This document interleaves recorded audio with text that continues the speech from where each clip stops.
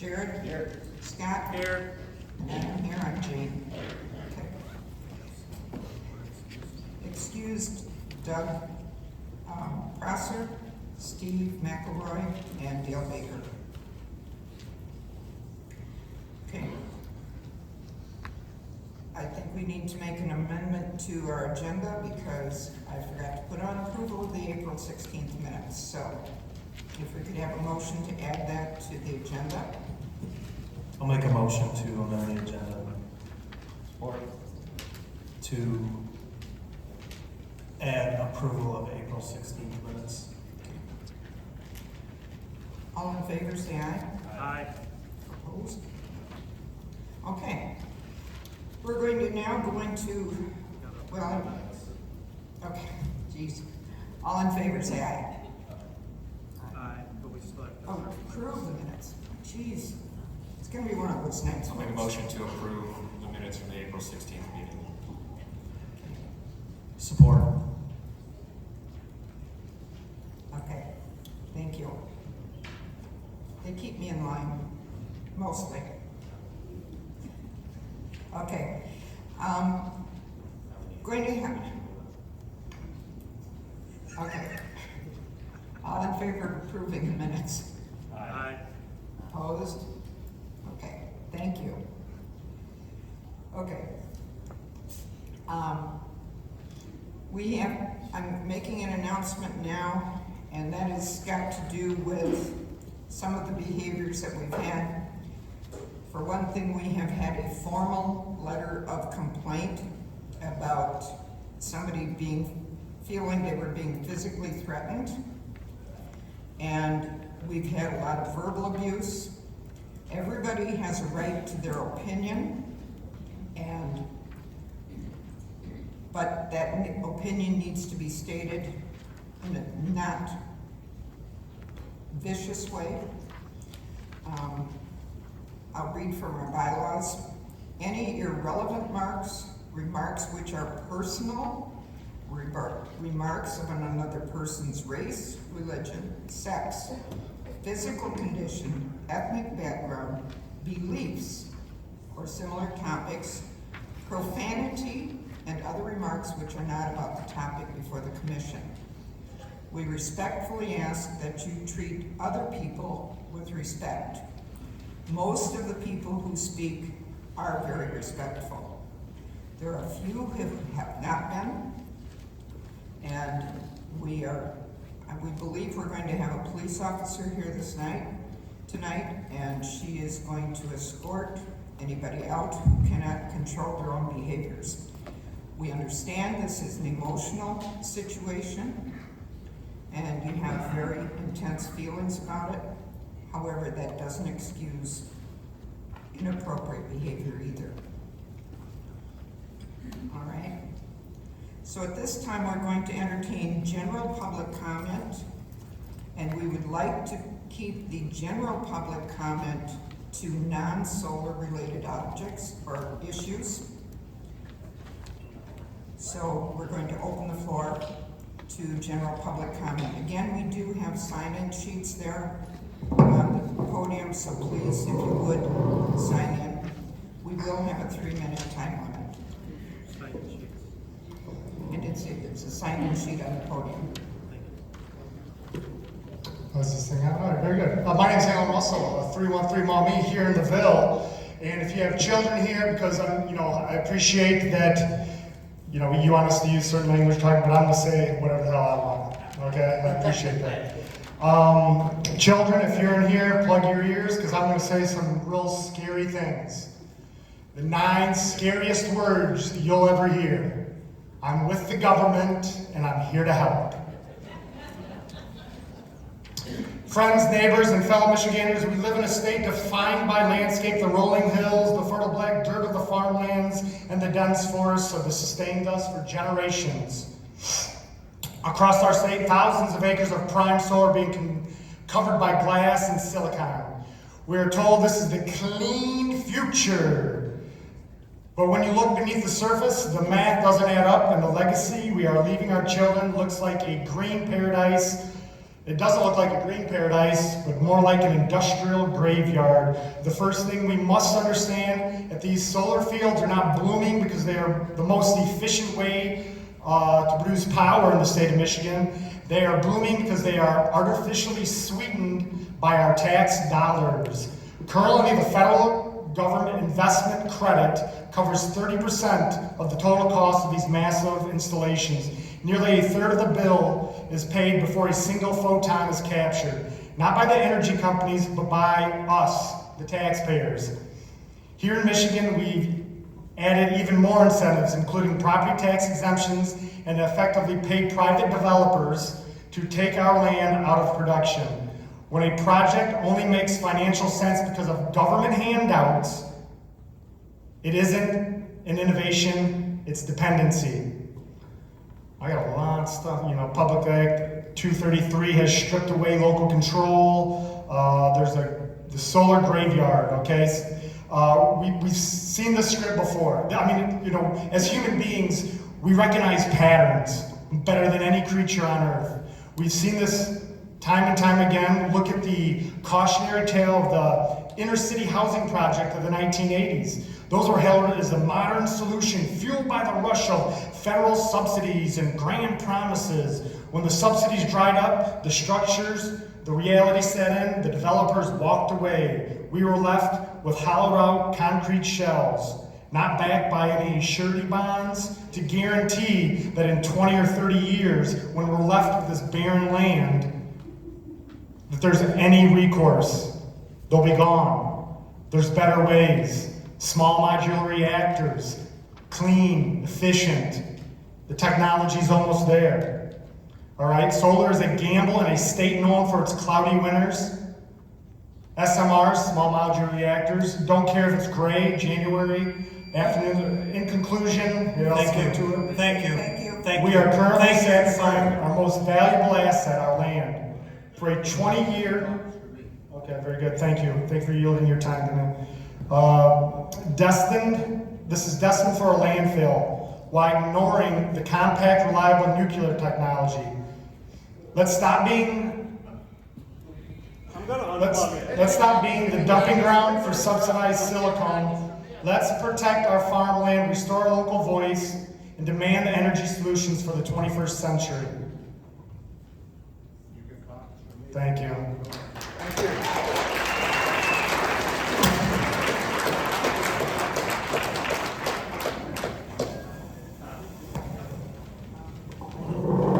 Is Tom Young here? Okay. Okay. All right. So, I never got a name on it.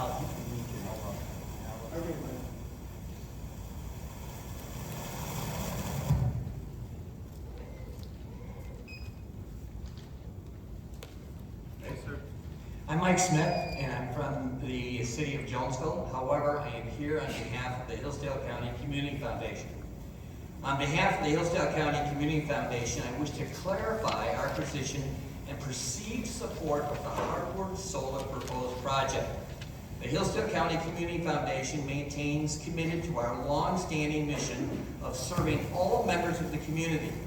To maintain our focus on this mission, it is our policy to neither publicly support nor oppose specific local issues that may divide the residents that we serve. It has come to our attention that unauthorized quotes from our organization and our president have been used by Ranger Power to suggest an official endorsement of the Heartwood Solar 2 project. These statements were taken out of context, used without our permission, and do not reflect our current position. We sincerely apologize for any confusion this has caused. The Foundation's commitment to supporting our community and its residents remains strong.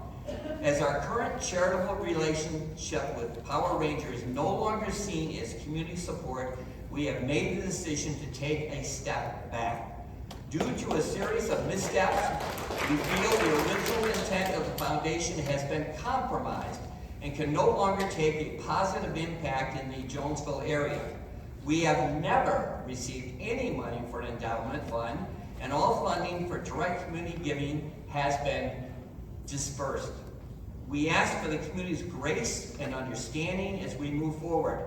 Our goal remains to find the most effective ways to support the diverse needs of our county residents. We are dedicated to ensuring a voice is used only to foster unity and provide meaningful service to the community. Thank you.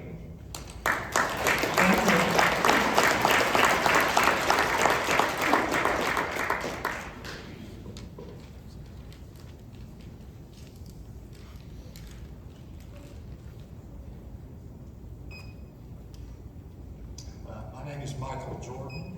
I've been asked to read a letter from Kevin. Michael, can you pull the mic down toward you, please?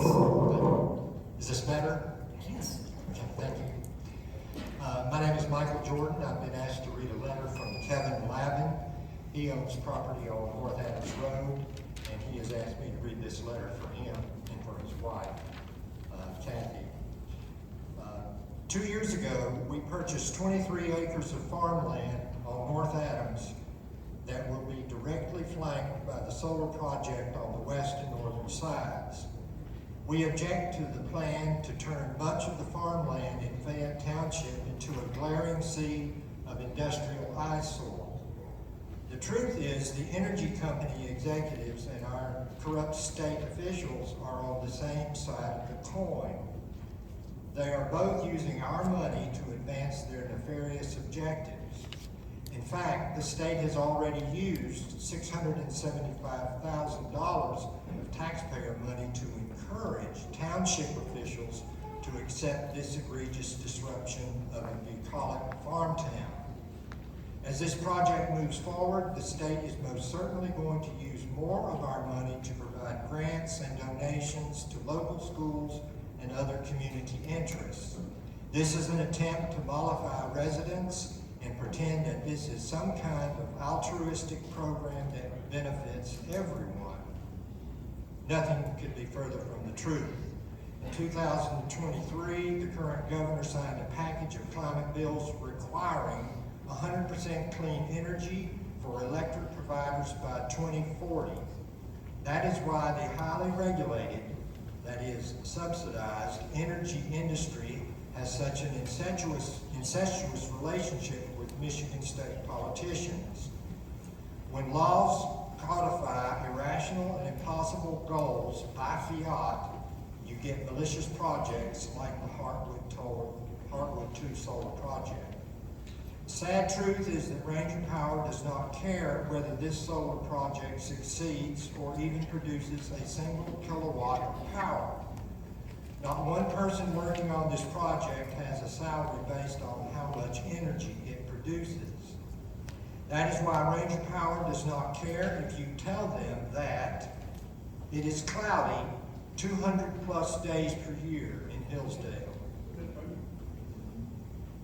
We have snow and ice 5 months per year. We have hailstones, storms, we have tornadoes, we have dust storms, we have lightning strikes. Ranger Power does not care that properties adjacent to their panels are being devalued, nor are they compensating these property owners. They also do not care that they are disrupting the habitats of many animals. These include deer, owls, eagles, and bees, to mention a few. There is also... Thank you. Kevin does say, the rant is over, and thank you, commissioners, for letting me speak. Thank you. I only Thank ask you. Please do the Thank you, right Mr. Jordan.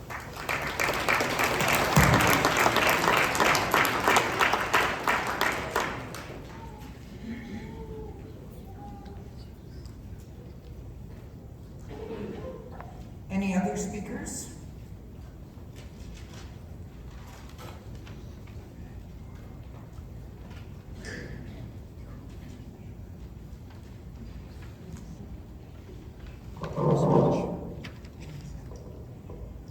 I'm Sylvia Valdez.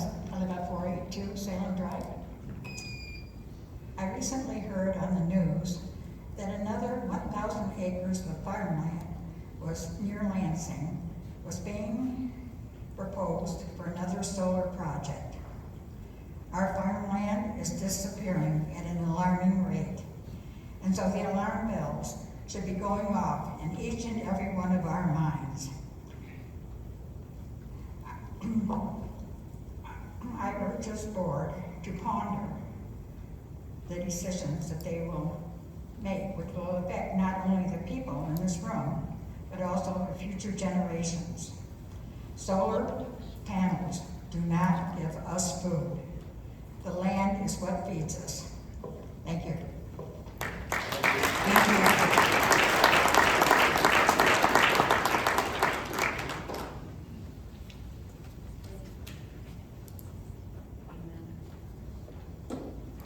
Good evening, Steve Oleskowitz, 4767 Half Lake Road, Fayette Township. And I will not get through this whole one, I will just start it and we'll finish later. As recently as 3 weeks ago, oral arguments were held in the Michigan Court of Appeals regarding a class action lawsuit against the MPSC regarding the liberal interpretation of PA 233 and the claim that townships, that's you, do not have the final authority to deny solar development. Now, this is not some trivial court case. This is 72 Michigan townships, 7 counties, even the Michigan Township Association and your very own attorneys fighting the Public Service Commission on this. Unsolicited, one of the judges made a very clear statement. These type of developments do not belong anywhere near a school. Heartwood 2 will be directly adjacent to this very building. So let's establish something right out of the gate. The idea that you're powerless is not true. This court case is about a blanket override authority the MPSC has given itself, not authority granted by legislation, but by liberal, agenda-driven interpretation of PA 233. It has been being challenged right now at the highest levels. Bills have already been passed by the House and sitting in the Senate to restore some sanity to this process. Bills have also been introduced at the state level to stop the net zero 2040 mandates that weaken our grid and skyrocket our utility bills.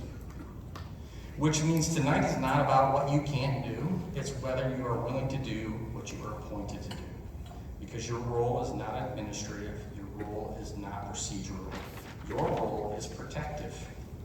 You are the last line of defense between this community and a permanent land use decision that cannot be undone. Let's talk about the scale of what's in front of you. Fayette Township is on the verge of crossing a line that should stop this body in its tracks. 26.2% of our farmland. Think about that. 1 out of every 4 acres of productive agricultural land in this township gone, converted, industrialized. That's not incremental change. That's not balanced development. That is a transformation of this community. And once that transformation happens, there is no reversing it. No reclamation plan is going to restore generational farmland to what it is. No decommissioning agreement is going to bring back the rural character of this township because the damage isn't physical, just physical. It's economic, it's social, and it's permanent. Thank you. Thank you, Steve.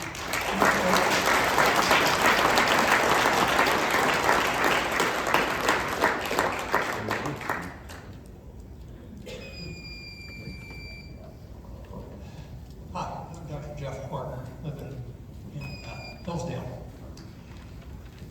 We all are learning from what is happening around the country that the Green New Deal is really dead.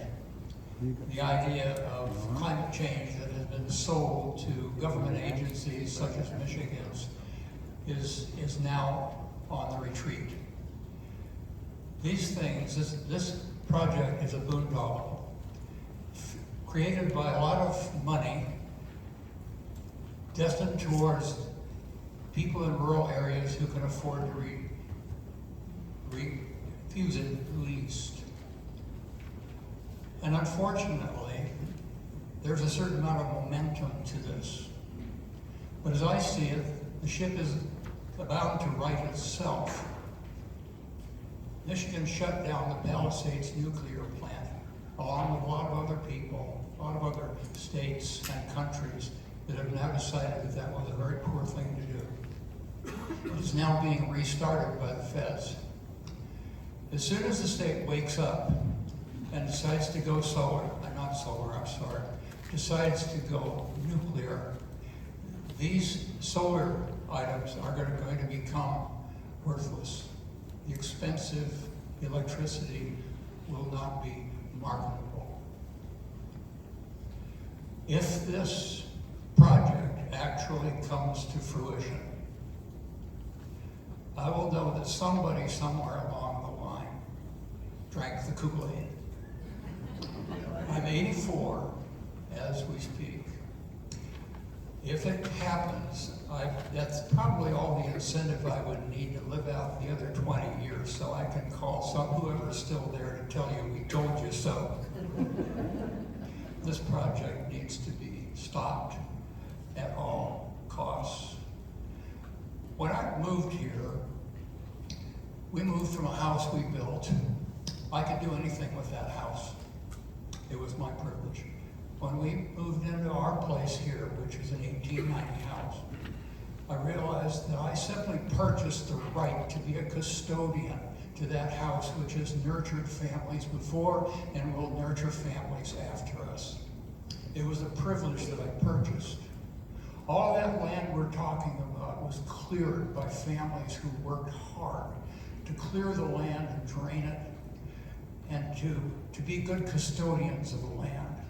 There have been good custodians in the meantime, but it would appear to me that those who are willing to put solar are betraying their custodianship of that land. Thank you.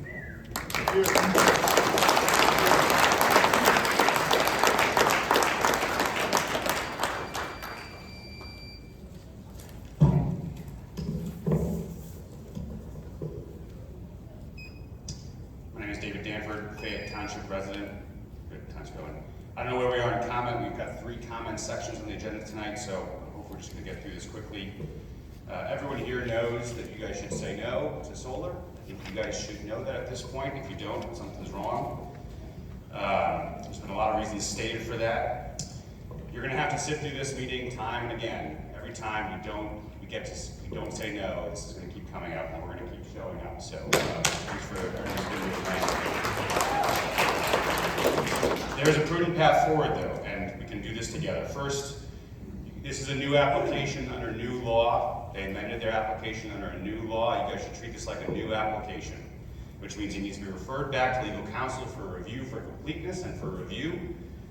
All right, that should take some time, and you guys should take that time and do that right. Second of all, you should wait until you have a new zoning administrator. I would say preferably one with a backbone and who isn't so chummy with those who have their land in solar and who isn't confused about the law and what it allows us to do. We've heard time and time again that if we say no, we lose control. That's ludicrous. We should say no, and we won't lose control. So please find someone who is competent in the law and not partial to this. Then consider it slowly. Release everything you have from the application to the public. There's lots of channels to get that out to the people. Everyone in this room has lots of avenues at this point. We've been building them. We're very serious about it. All you have to do is post it on the county website, and we will do the rest. Take your time. Let us review it. You review it. All right? And then we should have a public hearing again. And it'll be nice and civil, and we'll have to all sit through this again. It's our duty as citizens and your duty as the planning commission to do this well and do this carefully. And then, after all that, you should still say no. Say no to Ranger Power and to their corrupt scheme and the chance for them to destroy our way of life. And we should take it to the state. It's better to say no and to fight this at the state. Even if we lose there, and we won't, we have better protections. That's what the law says. That's the way it is. But you know what? We're not going to lose for a host of reasons. It's an unreasonable amount of farmland. There's obvious protections for the environment involved. There's court battles involved that are going to overturn this in time, so you should have confidence that if we do have to go to the state, which we may not even have to do, we will win if we go there, and you should be willing to do that. So, again, we won't lose. You can say no. We can fight this. We can protect our community. We all believe that you guys can do that. We ask that you do your job, protect this community, and in the end, we will thank you for your very hard work. Thank you.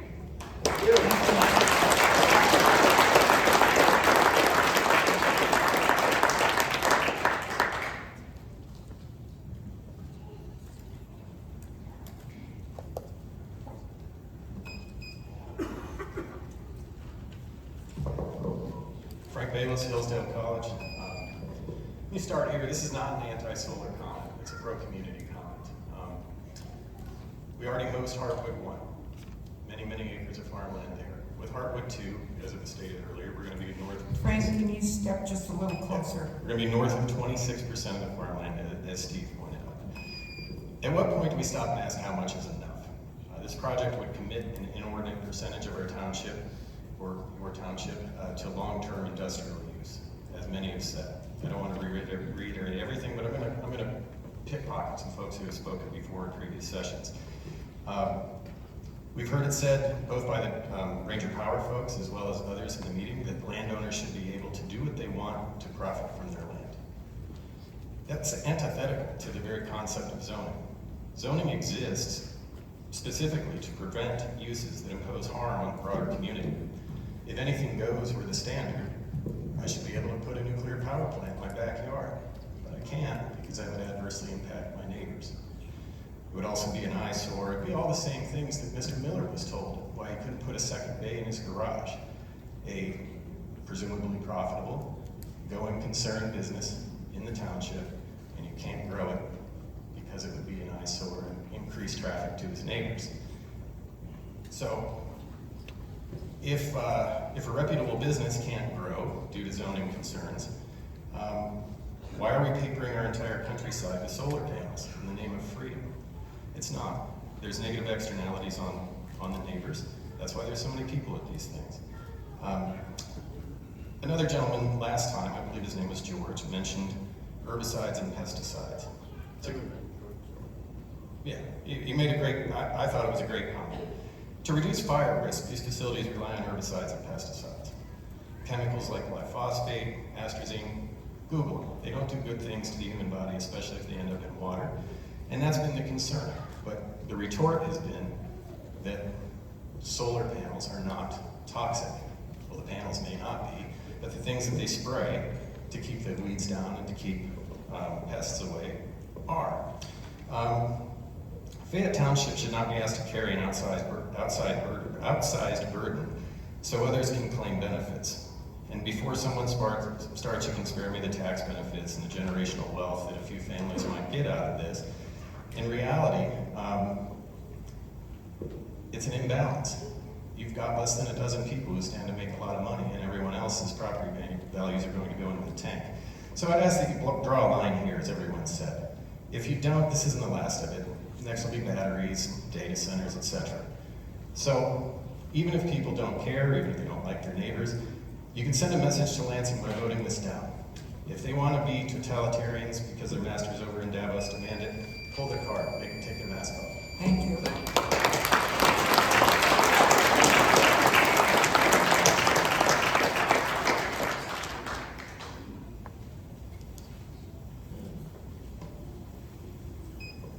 Brian Corbett, Jonesville. Some of the figures I'm going to give you I took from the internet. We know how accurate that is. Most of us are here to oppose the solar project, as am I. We already have enough land covered with the least efficient form of electric generation, 15 to 20%, and that decreases over time. It is estimated that by 2030, there will be more than 1 million tons of waste material from solar panels that have reached the end of their useful life. Although 85% of the materials in the panels can be recycled, it is not yet cost-effective to do so.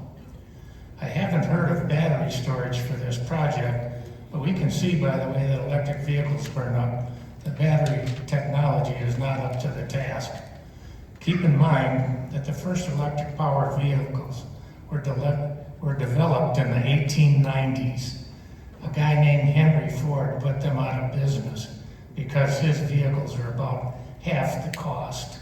I have urged you to vote no for this and all future solar projects in Fayette Township. Thank you.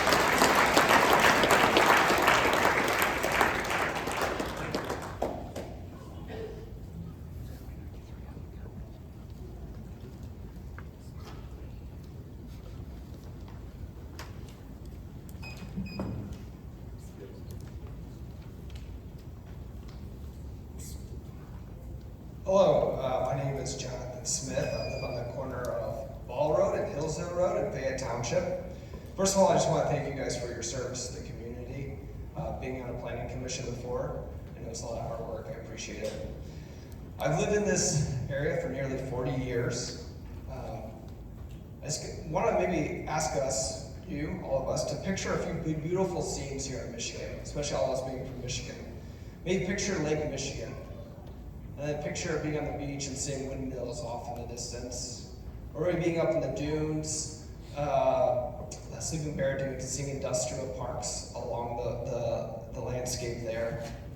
And then picture our very own rolling hills and dales. How many of you have driven by that corner of Hillsdale to Ball Road? I'm sure most of you have, and I'm sure most of you have here as well.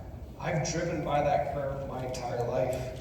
It's actually where I now live with my wife and 7 children. It's one of the most beautiful scenes in this whole area, and I'm not the only one who thinks so. I've had many people remark to myself and others as one of the most beautiful scenes in Hillsdale County. Oftentimes you will see people standing by the roadside taking pictures, or studying by there, or just parking their car and taking in the view. We fondly call it the Shire. That scene will never be the same if this goes through. You will have giant power poles like the ones that you see by Meyer and Aldi going across that landscape. At the top of that scene, you will see solar panels along that ridge. Now, at the same time, I'm grateful to that farmer who owns that bottom of that valley, because he could have put solar across the entire thing and has not, and I'm grateful for that. However, that scene, among many others in our area, will not be the same. And I guess I would encourage us to kind of go back to that master plan that Fayette Township and Jonesville put together years ago. The section from that, natural features, goals, and policies. The natural beauty and features that make this area a desirable rural village community will be preserved and enhanced by encouraging responsible development that respects the small town and rural character of the area. So I'd encourage you to vote no on this and to save the Shire.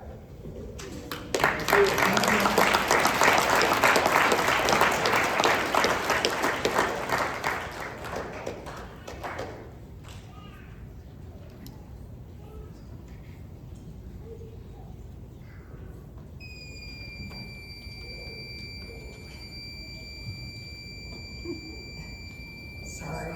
It'll stop. Linda Mudge, Fayette Township. At some of these meetings regarding solar farms, the issue of property rights has come up. It has been mentioned that a potential leaseholder has the right to lease his property to a solar developer, in this case Ranger Power for Heartwood 2. What are private property rights? In short, they are the property owner's right to do what they are legally allowed to do with their property, as long as their actions have no material adverse impacts on their neighbors or the rest of the community. If the focus is on rights, what about the fundamental rights that nearby homeowners have regarding this solar project? Who is protecting those? Should a leaseholder who wants to make a quick buck really have the right to undermine their neighbor's peaceful use and enjoyment of their houses? The leaseholder's private property rights are important and should be carefully considered. However, their rights have limits. Consider the following impacts Heartwood 2 would have on neighboring homes and the community. 1, devaluing proximate homes. 2, causing pollution and other interference with aquifers. 3, harm to wildlife in the community. 4, degrading the ecosystem in the area. 5, impacting hunting in nearby lands. 6, raising electricity rates in the region. And these are but a few of the negative effects of this proposed solar project. Likely, the landowners and the developer will deny that these can happen. An easy solution would be for Ranger Power to provide a written, legal financially backed guarantee against all of these. I don't think Ranger Power wants to be a so-called good neighbor, as Brady keeps telling us. Rather, they just want another acquisition and another and another. Don't be fooled by their sugar-coated words. Protect the community you serve and listen to your constituents. And lastly, I want to emphasize that you have the legal right, based on our ordinances, to reject this proposal. Thank you for your time.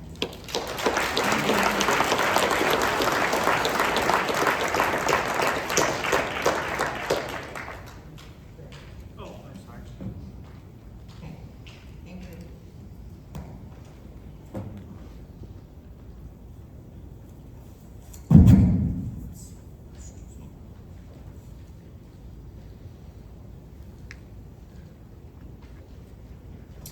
My name is Beth DeBrosi.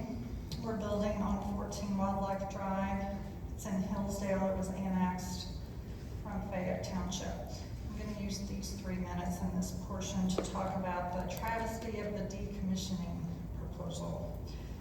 You should deny this on that information alone.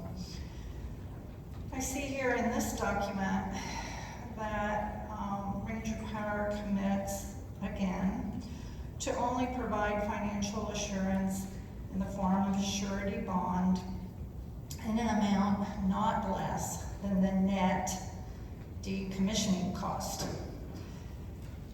Now what does that mean, net? It means that you have a cost to decommission those fields. And that cost is primarily disassembling, disposal, and a little bit for restoration. Then they subtract this huge salvage estimate, and the township is left with this inadequate amount of money that they're going to bond. Now, given that, I'm going to talk about other things that are problematic than the net math. The wording is designed to make you feel like they're the good guys and that they're being very conservative about the salvage value. And what do they know? Well, they know that the salvage cannot be predicted accurately 4 years out. It's a crapshoot. The salvage market is extremely volatile. All these industrial scale solar projects going up right now are going to be decommissioned at the same time in about 40 years. The whole thing could collapse because the salvage estimates aren't reliable. And that will leave Fayette Township with a huge funding gap. You already have that. It's going to happen with Heartwood 1. Don't make the same mistake. Make them shoulder the risk. Why aren't they said it again in what I just got today, why aren't they offering the gross amount? All right, now let's talk about that gross amount, because it's wholly inadequate. At the state level, there's all kinds of townships, and they mentioned those that are up against Ranger Power. And when you dig into those cases, independent studies show $15,000 per acre is probably what it's going to cost to decommission a field. What are they offering you? They're offering $7 million instead of $15 million. That's a big gap. After subtracting salvage, Ranger Power is saying you're going to have a piddling $2 million. Thank you. Thank you very much.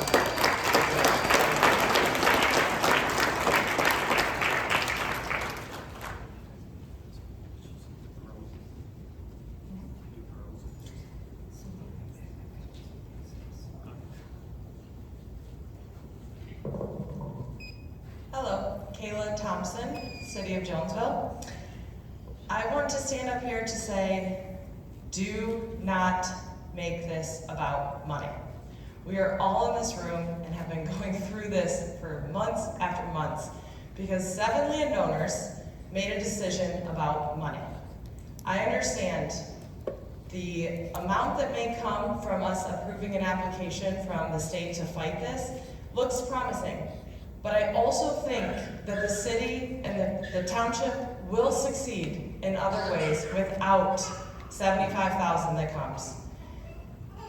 What matters most is you supporting all of these people in this room, not the small dollar amount that may come to help fight it. All of us here are here to help you fight it, and we want to do so. So we put our faith in you to make the right decision, and I want to remind you that this is not about money, but the land and our community and what we value most. Thank you.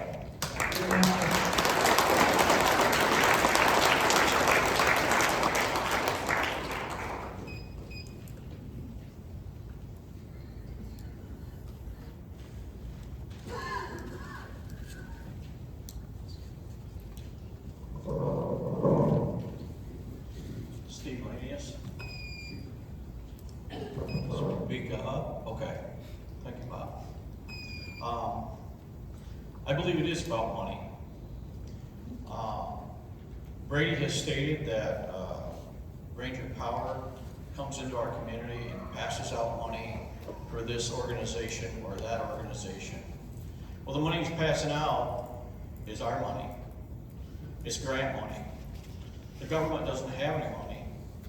So when they give out grants, it's our money they're giving out. So Ranger Power is operating on our money, using our money to soften us up to this deal.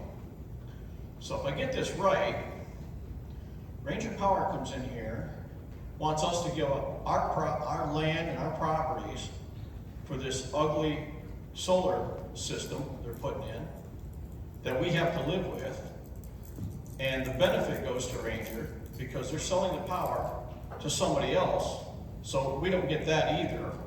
So in common sense, it doesn't make a good deal for us at all.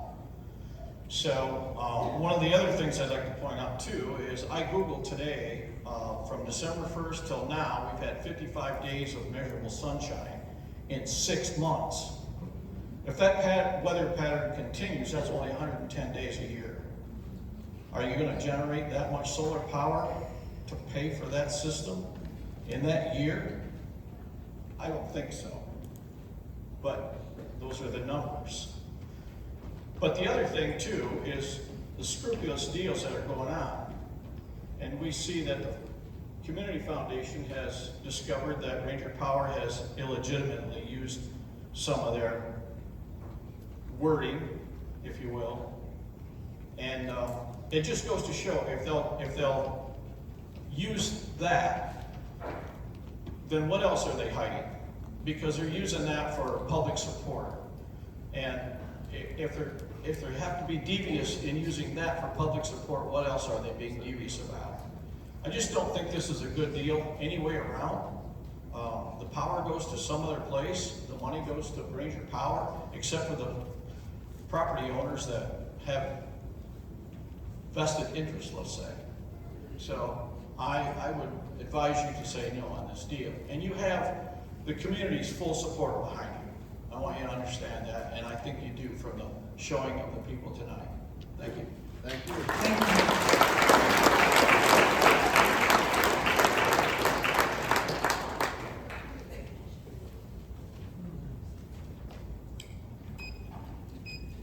Anybody else under general public comment? Dennis, you gave your time away. No, he didn't take it. He didn't take it. He didn't take it. All right. You guys told me no, so he didn't take it. I know you. Go ahead, start the clock. Now you got me thrown off course. We are loaded prepared tonight. Wow, you guys are off the hook. I don't even have to go all crazy because number one, you guys made we all know who you were talking about, the loudmouth, big mouth last time. But Scott also had my back when he was gonna pull one of them guys out with me, which I guarantee. All right. Go ahead. Let's just stop the clock then, please. Let's just go ahead. Well, you were gonna oust me, but you were gonna oust one of them. So they made a comment in the ear that I can't hear because I did a physical job all my life. I can't hear out of that ear. So whatever they said, it don't matter, I guess. We would have both been ousted. Guarantee you wouldn't have thrown us out in the parking lot at the same time. Yeah, I go. everybody's on ball, man. You guys got it. Come on. Three different all right, Nate, I went to you. I asked you. I couldn't spell and read. Remember when I asked for, I want my land value dropped 30%. I can't sell my property. I can't sell my house. I can't sell Half Moon Lake. We ain't gonna talk about the oil that's under it and the mineral rights until the next part when we get up here with them. But that being said, you told me, oh, well, you're not right next to it. It's not gonna affect your land value. Oh, the hell it won't. I'm sorry, I said the hell. But that being said, it will. I questioned you 3 times. Are you gonna keep your family around here? Why did your dad get kicked off here and now you're up here? You were gonna, I'm not picking on you, but come on, man. I really need you guys to understand.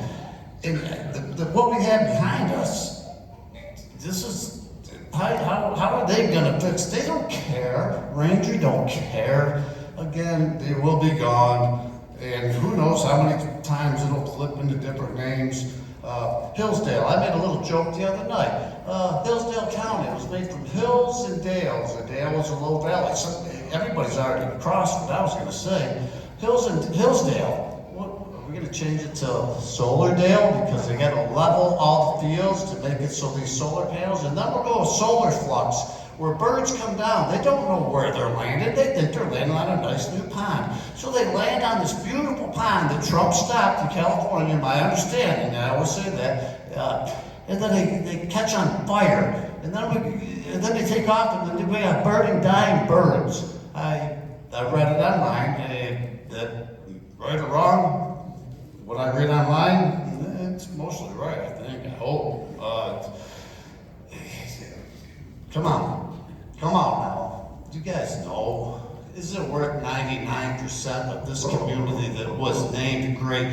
We had roads named after people, families that have been, you can't flip land. It's gonna settle, it's gonna dry, it's gonna die. And I wanted to say, wait a minute, please. Hey Dennis, I just want you to know, my name's not Nate Baker, my name's Jared Jordan. You're not Nick Stokes? Then I apologize. I apologize. I thought you were. It was still good. Well, wait a minute. Nate is up there though, right? No, he's not. I apologize. I don't know everything. It was still good. Give him a show. I know. I don't know if I can top anything said here tonight, but you probably remember me, so. Anyway, let me kind of paint you a picture here. I saved this. It's cool. Northern Michigan lawmakers called the fire and DNR. I got a list here of DNR selling a forest for solar. And it's like 700 acres here, 400 acres there. And just keep that in mind next time you want to go camping, you know? So I remember back when I was a kid, in the 80s, I watched this show on, it's like 20 or 60 Minutes, on solar energy. It was free energy from the sun. It was touted, free energy from the sun. And they went to some college and they had these kids and these college students and they were working on this solar thing, you know, and they had this little solar car and it ran from here to there and it conked out, but they're working on it, you know, and I was pretty hyped up on that stuff. You know, free energy from the sun, right? And you give it 20 years later and they call it cheap energy. 20 years after that, now they're calling it affordable energy. And I searched for, maybe I'm gonna get me some solar for the house, you know, or I'm gonna get me a window for the house, you know, I don't wanna pay no light bill, right? That sucks. And I talked to people that did that, and the big reason why they said don't do it, you'll never see the return, at least not in your, unless you're young, you know, maybe you will. So I didn't do it. But now, I might as well, I'm paying for it now, you know? I mean, at least I'll have a chance. So I'd encourage everybody out here behind me, maybe you should get your own solar and don't hook up into these evil guys. Don't hook up on them, it's yours. And there's plenty of examples out there to do that. Because, and I admire everybody here speaking up, and but I have a feeling they're gonna come anyway. I mean, if they're willing to tear down state forest, come on. You know, they don't care. They don't really care. So I'd encourage you to take a biblical route. Even if you're an atheist, you can appreciate, come out and hear my people. Now, you could be an atheist and do that, you know. Just see if you can live without the Walmarts of the world. See if you can live without the Myers and the Lowe's. It's hard. It's hard. But that's the direction I want to go. Still got to have your poisons. I know, man. I got to have my ice cream. But and I got to go to Myers for ice cream. But other than that, we don't shop. We don't even buy bread. That's a hard thing to do. But I would encourage everybody here to do the best you can to come out of her, my people. And you don't have to be a believer or anything to do that. That's just general living right there. You just do the best you can and stay away from these entities and don't let them on your property, because once you sign that paper, you've done sold your soul. And I feel bad for these farmers that have to sell out like that. I think it's all okay. Thank you. I'm sorry, I didn't get your name. Tim McCormick. Thank you. I'm on the North Country Trail if anybody likes to go hiking, and we got some cabins, and it still looks good there for now. You know. Before solar, yeah. Well, it still looks good there. We're fighting it.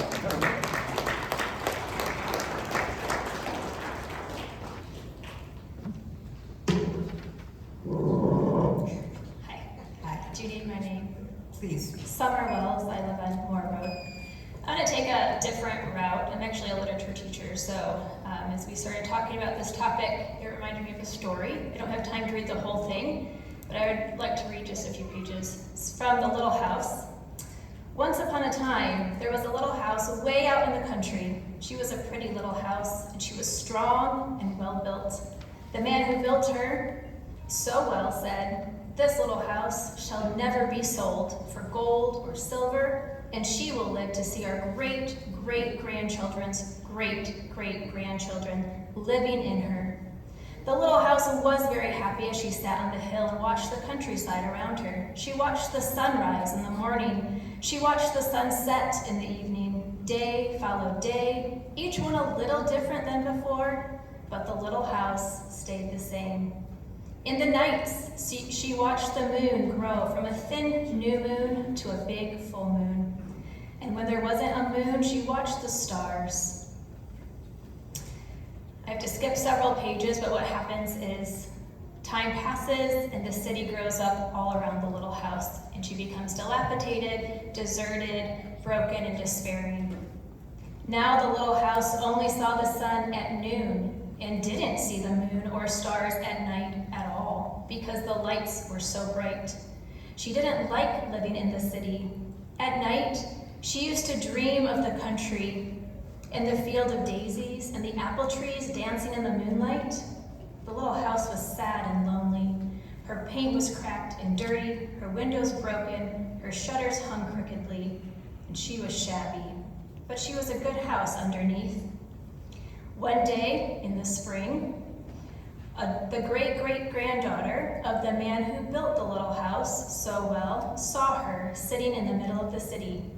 She said to her husband, "That little house looks just like the house where my grandmother lived when she was a little girl, only that little house was way out in the country on a hill covered with daisies and apple trees growing all around."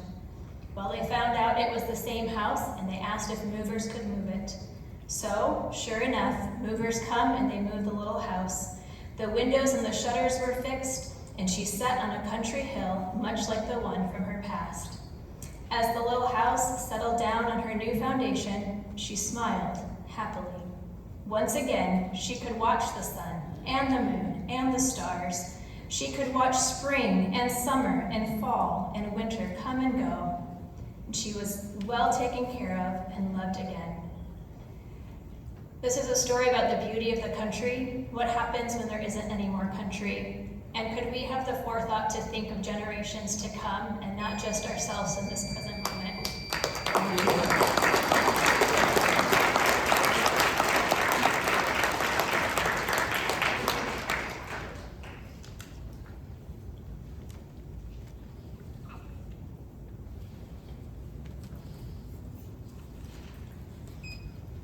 Other speakers during open public comment?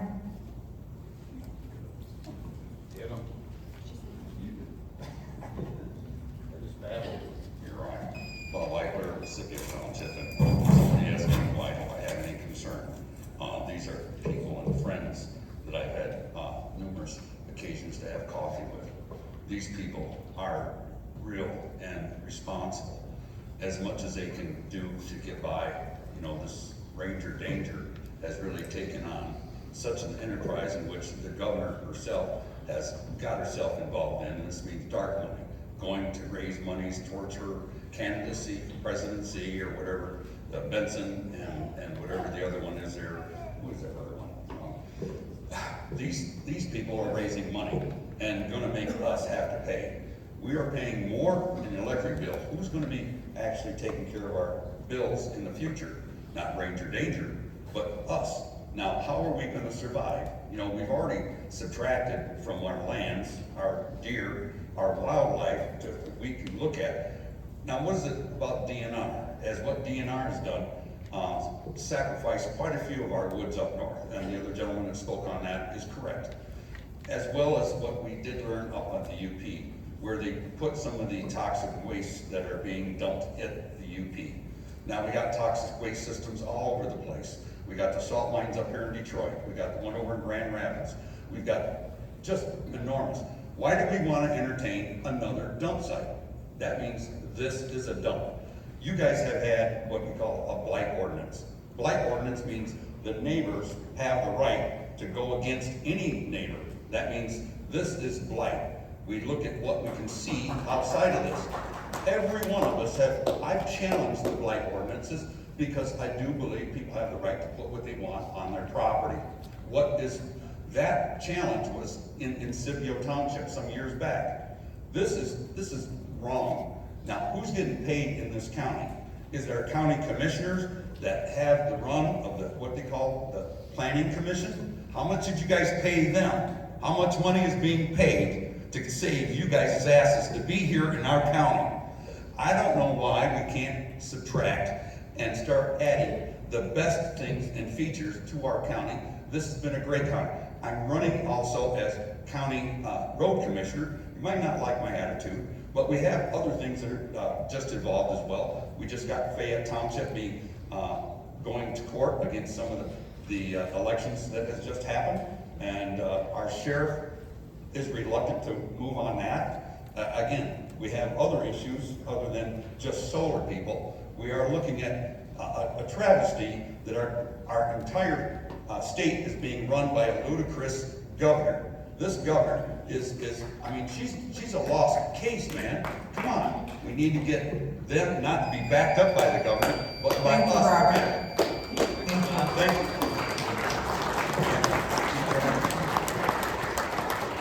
Yeah.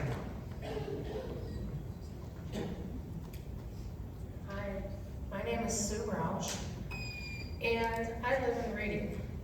And almost every day I drive through Reading, down through Jonesville, Hillsdale, over to Bel Air Lake, and I see all the wonderful countryside and all the solar panels as well. And, you know, everyone talked about the solar panels, but they don't talk about the towers too much that go along with it. They talk about disguising, putting little pine trees about this high. And I've seen it all the way to Michigan Memorial. And over in that area, they've got them, and they have not grown, they've not been taken care of. So whatever they're promising you, I've never seen anybody take care of it. They're still half dead. And I also wanted to say that, where's it gonna end? Because as I'm passing through Reading, there's many flat lands of farmland, and I'm going to myself, oh, that could be a solar farm. That could be a solar farm, you know? And it has to stop somewhere. And I don't know if this is the place to stop it, but more people need to be concerned. I think we need to get more communities together, surrounding areas together more, because what's gonna happen here is gonna affect everyone. And not just Jonesville, Hillsdale, Reading. It's gonna be all over, as you can see and hear. So I just wanted to say my piece, and I hope it works out for everyone here. Thank you.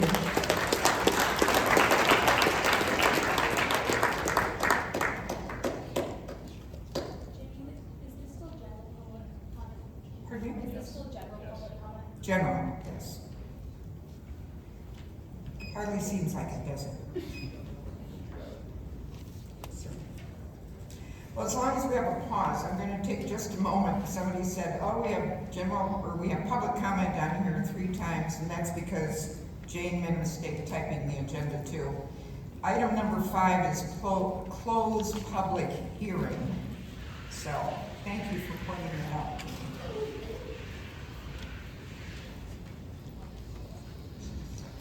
Lester Smith, 4932 Chapel Lane in Jonesville. I serve this community in a volunteer way. I'm on the board of Helping Hands Pregnancy Resource Center. I'm the chaplain for Hillsdale County Treatment Court, helping recovering addicts in our community, and the counseling pastor at Hillsdale Assembly of God. I don't get paid for any of those roles. I did get paid as a 2020 census enumerator, so I was at many of the homes represented here who didn't fill out their census. And I got to see all parts of this area, and I just have come to love it in the 28 years that I've lived here. I talked with the pastor of the Hillsdale Assembly of God just today at the National Day of Prayer. We were gathered on the courthouse lawn. And he told me that they had expressed interest in having some of their property used for solar panels. It's an industrial area. It wouldn't affect anybody's property, but there was no interest. The property's up for sale. The land, the church is on 27 acres, and most of it's unused. And so that's a possibility, alternative, that wouldn't affect people so directly in the property values. And when I think about the sites that are going to be left behind and so on, and how the property, the land is going to change, there's a scripture that comes to mind. I look at life through a biblical worldview. I don't apologize for that. The scripture is from James chapter 5, and perhaps it's applicable to Ranger Power as much as anyone else here. Come now, you who say, today or tomorrow we will enter into such and such a city. Continue there a year. Buy and sell and make a profit. Whereas you do not know what will happen tomorrow. For what is your life? It is even a vapor that appears for a little while and then vanishes away. Instead, you ought to say, if the Lord wills, we shall live and do this or that. But you boast in your arrogance. All such boasting is evil. Thank you.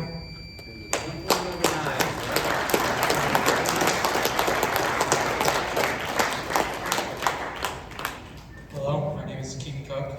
I'm reading this for my mom, Darla. Hello, everyone. My name is Darla Cook. I live at 19 North Adams Road with Dennis Roney. I know some of you may think he's a pain or dramatic. Well, Dennis has worked his entire life to leave a legacy for his family. Half Moon was the dream and legacy he thought to pass down for generations. While you think being more than a mile away will not impact him or his land, you are sadly mistaken. I have done some research on the impact of a solar project close to the wetlands, natural springs that feed a lake that are down from the solar project. Without the fields being plowed and the soil turned over, the land compacted to put up solar panels, what happens when it rains? Where's the said stormwater running? Since if you know anything about land, you know that compacted soil cannot absorb stormwater very fast. So where is said water and what are pesticides the ground has in it? It is running. Well, for Dennis, it is right into his marsh and natural springs, which then runs into Half Moon Lake. We are aware, Ranger, that you will be uprooting natural vegetation and trees and changing the soil impact on the land. Will you be preserving or restoring vegetation to support infiltration and habits you disturb? I don't mean a few trees around your fence line. Will you do a pre-construction and ongoing monitoring of the water quality to the areas downstream, so to speak, from your runoff areas, ensuring that people like Dennis don't lose what they worked for to command? Yeah, I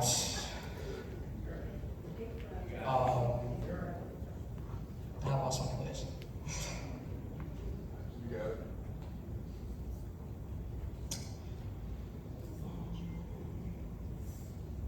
Are you closely following state and federal review processes, Clean Water Act, Endangered Species Act, to mitigate risks of this to the marsh and natural springs that are in the area that could be impacted with your farms going around them? Do you plan to have your runoff head right to our farm, which I am sure you are? Did you once consider the people that are impacted by your waste? So while you could think that Dennis is traumatic, how would you feel in his place 30 years working to buy your dream, make your legacy, to now face the possibility of it being contaminated and destroyed? Thanks for your time. If Ranger, if you could answer the questions, please. Thank you.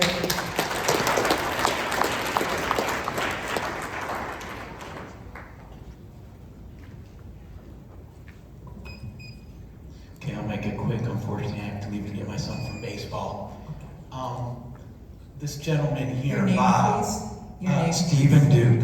I live out on Mosierville Road. I moved here to Jonesville about 12 years ago from the suburbs of Detroit to raise my children. And I brought my youngest with me tonight. I told him, this is your future. I want you to see what's happening here tonight. And I have mixed feelings with regards to, I've watched pretty much my whole life as we cheered Reagan's removal of solar panels from the White House. NIMBY feelings are very easy to generate. We've seen them used to block public good throughout this nation. We have many grievances here that have to do with the land, which I understand is an important thing. But is it any less than strip mining Appalachia and clearing off Mount Tops for gold? Is it different than the wars I fought in for oil in my youth, or the wars my children will be asked to fight for oil, even now today, 30 years later? I am not against solar. My main concern finding Bob posting signs on the side of the road was, why are we not doing this for ourselves? I was not familiar with Ranger as a corporation. I did not know how this was set up. I imagine they're being given guarantees. Unfortunately, energy is a commodity like any other, and it is going to have to come from somewhere. I don't agree with necessarily some of the views on solar or wind that perhaps a more conservative-oriented person would have. I drive a hybrid car. Of course, it's beneficial for me to put solar panels on my shed roof, allow myself some amount back that I'm not buying off the grid. It saves me money. I understand a farmer's not in position to farm out 30 years up front. They plant beans in the fall, they plant beans in the spring, they harvest in the fall, and they take that profit. They can't afford to put up solar panels on their land. They're going to take a 30-year payoff. You've mentioned Ranger has been given subsidies. My understanding is we have a public utility right here in Hillsdale. How could that same money not be sent through Hillsdale's Public Board of Public Utilities, where it can be agreed on by the community how best to do this? Then we would still have an energy future that's available for my children. We're not enthralled to special interests, to coal, to oil, to biomass, or large power plants, which we don't have to look at. My concern is about, where is the public good in this? Thank you very much. Thank you.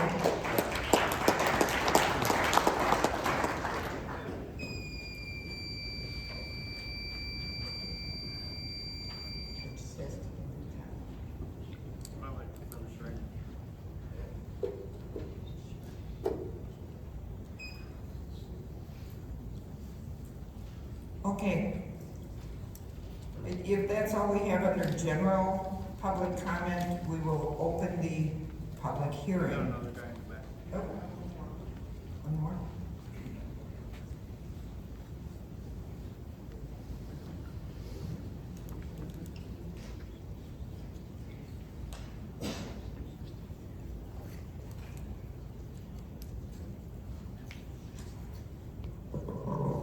Good evening. My name's Tom Lennox. I live just outside of town, Scipio Township. But anyway, 3 minutes never gets what you want to say. But what I'm telling the people tonight is the people that is involved in this are the ones that really need to do some heavy thinking. I went through it, I'm going through it, I've been doing it for a few years now. The solar companies are gonna promise you the moon. They're gonna tell you how much money you're gonna make. I went through it. They promised me everything. And not knowing, I was young, and not knowing what the future is. I have a cell tower, and I have told people, I wish they would have never put that cell tower on my property. But I was young, and they promised me the world at that time. It doesn't work that way, people. And this solar company is no different. Number one, they cannot guarantee the future. I don't care who in the hell they are. They cannot guarantee the future. Number two, the people that are involved in this, they want to do some checking, cross your T's and dot your I's, and you think you got it right? No, it doesn't. Because these people are so far ahead of anybody that you're never gonna get ahead of them. Right now, they are changing, which I have no control of, because I signed that contract. I don't know what the future is. Well, I can see it, because now they're out there changing the antennas again. They went to 5G, now they're out there, they got a group from Texas that is out there right now.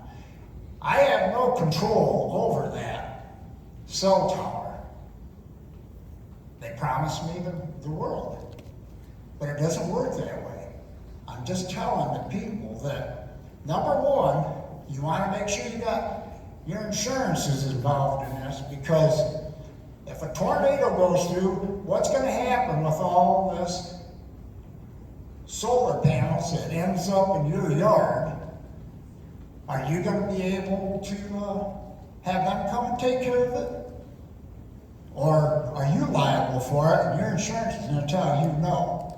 I know. I carry over $1 million insurance policy in case that cell tower, something happened to it, that it's going to be taken care of and not my neighbors.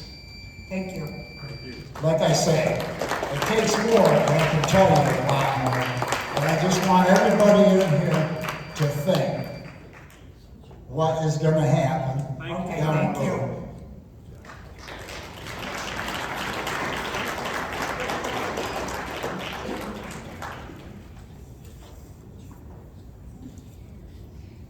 Okay, we will open the public hearing, and yeah, Diana is first up, if she's here tonight.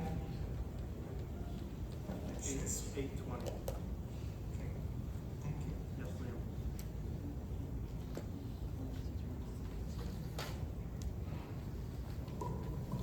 Diana Carson. Oh, go ahead. I'm Sherry Harding. I'm going to caucus my 3 minutes to Diana. I shouldn't take up the whole thing. Hold on a minute. What's her name? Sherry Harding. Cherri. What's the last name? Harding. Harding? Harding. Thank you. Yep. So you got time? 6 minutes. That will start when there's 3 minutes left. Okay. Diana Carson, Cronk Road. I'm right on the corner, or right on the border of Fayette and Allen Township. And solar is on the corner of Cronk Road and US 12. I'm a Hillsdale County Realtor and have served on our board of realtors for the past 7 years and will serve as president again next year. I'm speaking from direct professional experience in real estate and industry knowledge. This is not about what an individual can do with their land.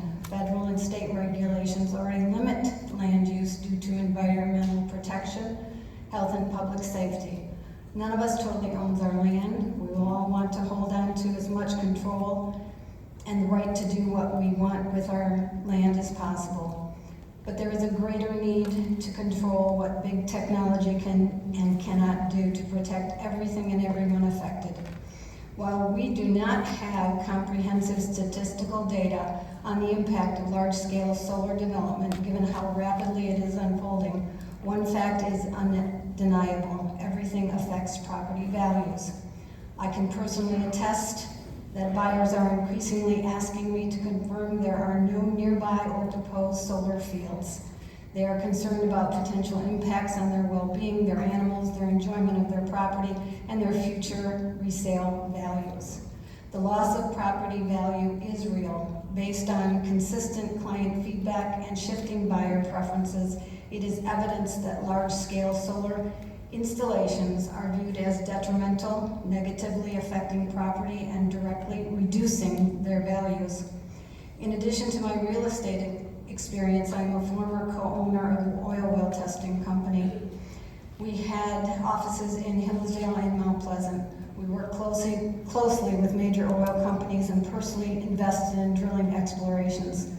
Through that work, I learned the realities of leasing, negotiations, and corporate practices, many of which mirrored what we are seeing now with solar development. This leasing process follows a familiar pattern. Companies move quickly, target rural communities with limited zoning and regulations, and rely on the ignorance of people. I have seen firsthand how this approach relies on technicalities, deflection, and the assumption that residents will not know what to ask. Responsibility is shifted from the companies to the contracts with the expectations that individuals should have known better. I also recognize the urgency of construction firsthand this past winter on the corner I turn every day. The employees worked through rain, snow, sleet, and extreme cold to push the project forward as quickly as possible, knowing that once it passed a certain point, it could not be stopped. I also spoke with a representative of the Environmental Health Hazard Department of Michigan Department of Health and Human Services regarding the potential impact of solar installations, data centers, and battery storage on Michigan's water resources. The response was clear: the long-term impacts are not fully known and these risks will need to be addressed. This certainly brings me to my greatest concern after reviewing the Carlisle-Wortman site plan. Solar companies are required to have an emergency response plan in place before approval. It does not state that the plan itself has to be approved. That would be a concern for me if I was involved in an emergency. In reaching out to Hillsdale, Jonesville, and Allen Fire Departments for my own personal and professional knowledge, Jonesville was the only department contacted by Ranger, but not since the beginning of the project. Jonesville's fire chief stated he was told at the time that emergency incidences within the fenced area would be handled by a third-party responder, with local departments responding only outside the perimeter. He also expressed a desire for further and direct communications. There are green energy alternatives making meaningful advancements. Geothermal energy, for example, which breaks down nuclear waste. Large-scale solar, by contrast, is becoming increasingly outdated. These companies, there are,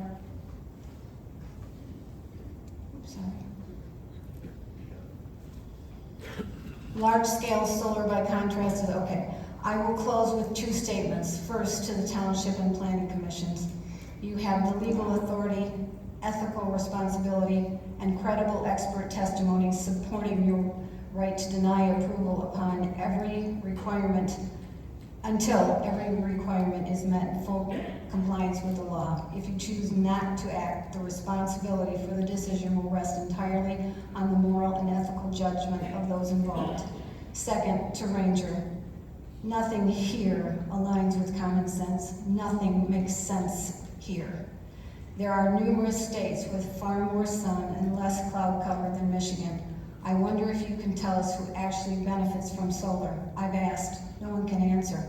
Our electric bills are at an unattainable expense. The only reason this is going so fast is that it's all about getting in front of the next best thing, and time is money. Thank you.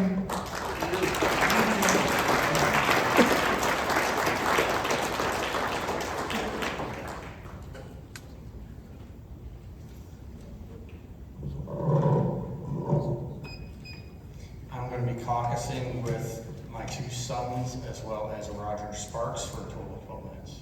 I will not use all 12.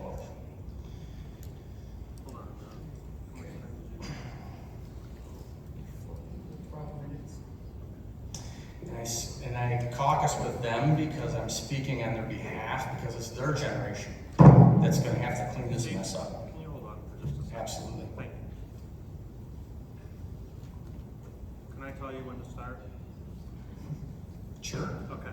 As long as you don't tell me when to stop. It's easy math. No, it's It's fair. 8:28. Fair enough. Go ahead. I want to speak specifically about decommissioning, and I want to thank Beth for her inadvertent introduction. But you've heard my opinions enough, so I'm done giving you my opinion. I'm going to give you the words of academic institutions, industrial organizations, and sustainability experts, and even the very application that's right before you. Because when you strip away the marketing, the reality is very different. Let's start with the application that you have in front of you. On the last page of the site plan, in very fine print, it states that they intend to install 344,601 solar panels. Now let's look at the decommissioning proposal. On the last page of that, they intend to remove 429,375 panels. Did you catch it? They are removing 84,774 more panels than they claim that they're installing. Simple math error? Possibly. But that equates to an overinflated salvage cost to the tune of $1,932,847.20. That's using their 95% salvage rate at $24 a panel, which is an incredible salvage rate and an incredible resale value on a 4-year-old panel.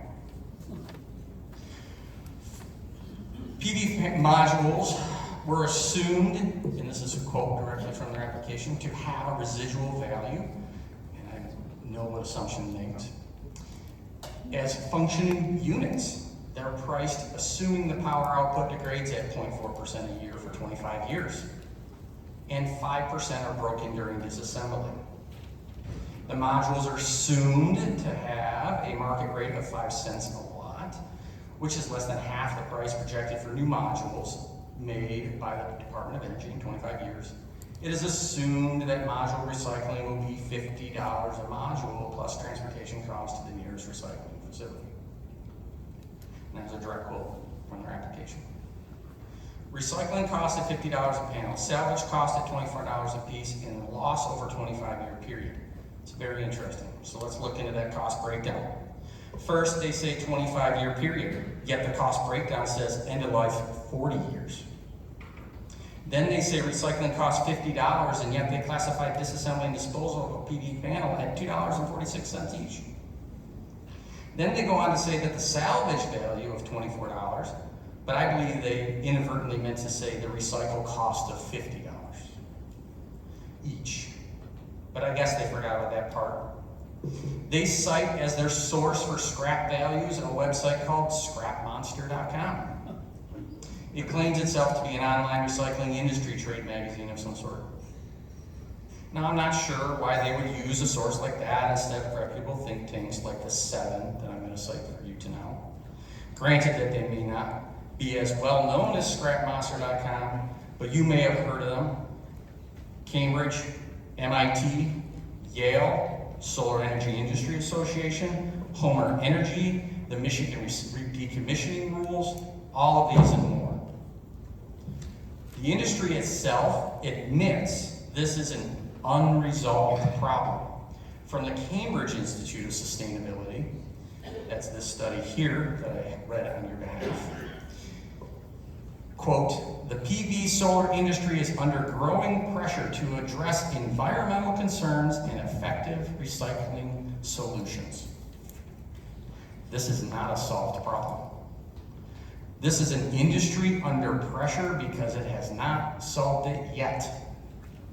And more importantly, quote, solar panel waste is projected to scale 1,000-fold by 2050 from 0.2 million metric tons to 200 million metric tons. A 1,000-fold increase in waste does not sound like an increase in value for a 40-year-old panel. So when you're told decommissioning is handled, we'll throw in a couple bucks in the bank for you. The leading global sustainability institutes say the exact opposite. It is an emerging crisis. 2, the panels become waste, not assets. From the Solar Energy Industries Association, quote, the majority of solar panels that cannot be reused or repaired at the end of life are considered solid waste. Let that sink in, the majority. Not a small portion, not an exception, not 5%. The majority becomes waste. And even more concerning, if any of these panels exceed federal RCRA threshold for toxicity, they may be characterized as hazardous waste. If they're hazardous in the dirt, aren't they hazardous in the field? So this is not just disposal, this is a potential hazardous material management crisis. Number 3, recycling exists, but it doesn't work economically. From the MIT Climate Portal, quoting a leading photovoltaic expert when asked, quote, can a panel be recycled? He answered, quote, yes, but it's a money-losing enterprise. And more directly, he spoke, it simply costs more to recycle panels, about $20, than the $10 to $12 you can expect from recovered materials. And that's the entire issue in one sentence. Recycling costs more than the materials are worth, which leads to the real world outcome, quote, again from this professor, this expert, that's why most are sent to the landfill. So when you hear they'll be recycled, the academic reality is they usually are not. Number 4, landfilling is cheaper and that drives behavior. From the Yale Environment 360, solid waste landfills typically charge $1 to $2 to accept a solar panel. By contrast, recycling charges $18 per panel. That's nearly a 10x difference. So what do companies do? They follow economics, not intentions, not promises, not marketing, economics. Decommissioning costs are highly variable and often underestimated. Now, I didn't use Scrap Monster, I used solarrecycling.com for this one, which is an industry cost data that they provided. You know, the people that do this for a living. Recycling costs $20 to $40 per panel and can go up to above $200 per panel. Transportation alone is $1,000 to $2,000 per shipping container. Collection costs are 5 cents to 25 cents per watt. These panels are 550 watts a piece. And critically, the geographic distribution of decommissioned panels can significantly affect expenses. That means costs are not fixed. $5 a gallon gas makes that go right through the roof. These are highly sensitive to location, scale, and infrastructure availability, which leads to the next issue. There is not enough infrastructure to handle this. Again, from an industry analysis, quote, the primary obstacle is the lack of adequate infrastructure leading to inefficient disposal methods. That drives costs up. So even if recycling were economically viable, there aren't enough facilities to do it at scale. The financial model depends on assumptions that may not hold. From Homer Pro Energy modeling standards, quote, salvage value is directly proportional to its remaining life. That means if panels degrade faster, if markets change, if efficiencies increase, if the demand disappears. No value for scrap value.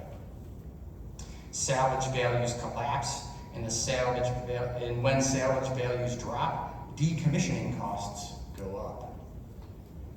This is not a small problem, this is massive. From Yale's projections, quote, by 2050, the world could face 78 million tons of solar panel waste. At least 5 million metric tons a year of waste by 2050. And this is not a niche issue. This is a global scale waste problem that is still trying to be figured out. Environmental risks are real. From multiple sources, without proper disposal, panels contribute to electronic waste, posing dangers to the environment and health risks. And landfills leaking toxins into the environment. So if decommissioning fails, this is not a financial issue anymore. It becomes an environmental liability. The bottom line from experts, and not me, let's summarize using only what the sources say. Most panels become solid waste. Recycling is a money-losing process. Landfilling is cheaper and more common. Costs are highly variable and uncertain. Infrastructure is insufficient. Waste is projected to increase 1,000-fold. Does that sound like a scenario where these things are going to be worth anything? This is not a stable system. This is an unresolved, evolving liability. So when an applicant tells you decommissioning will be handled, costs are covered, materials will be recycled, you now have a documented reality from MIT, Cambridge, the National Renewable Energy Agency, that's part of the U.S. Department of Energy, a couple studies from them on this problem. The International Energy Agency on Photovoltaic Solar System program, as well as the Michigan decommissioning laws.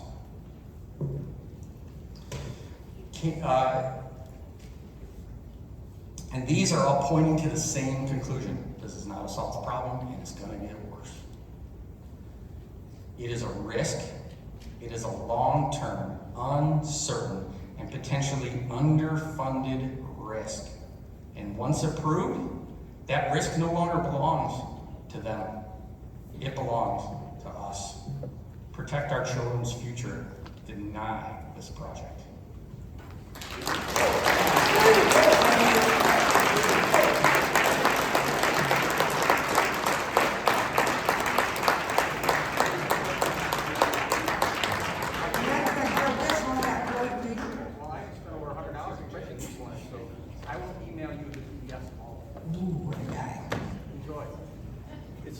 Steve? Yes. Before you go, I have a question. You caucused with your two kids and who? Rogers. Thank you. Just a reminder that if you spoke during the public hearing last time, you are not to speak during the public hearing this time, because it is a continuation of the same hearing. Okay? Thank you. I think Steve's kids.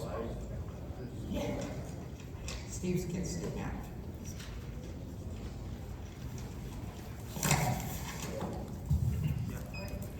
Elizabeth Bianchi, Fayette Township.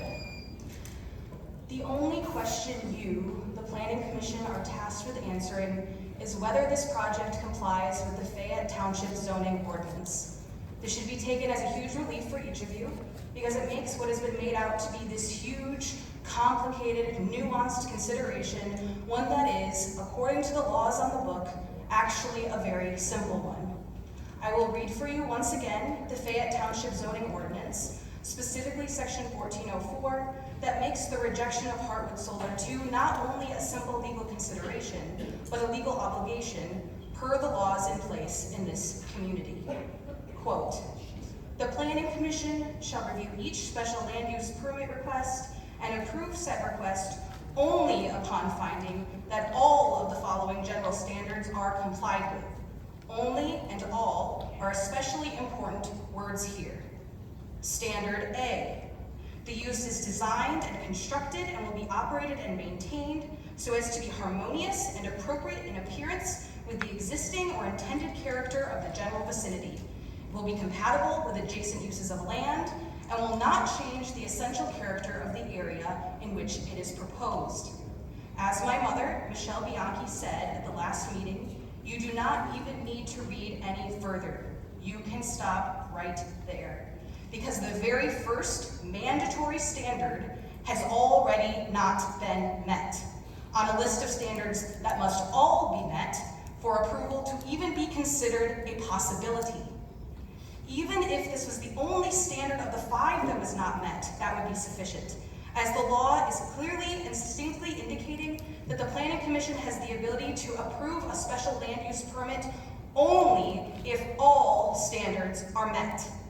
Though I would argue that it is questionable whether Heartwood 2 complies with a single one of the necessary standards, let alone all 5. The only possible way someone could question the obvious reality that the legal requirements for the approval of this project are not met is by use of the inadequate data and biased anecdotal resources that have been constructed, bought, and coerced by Ranger Power.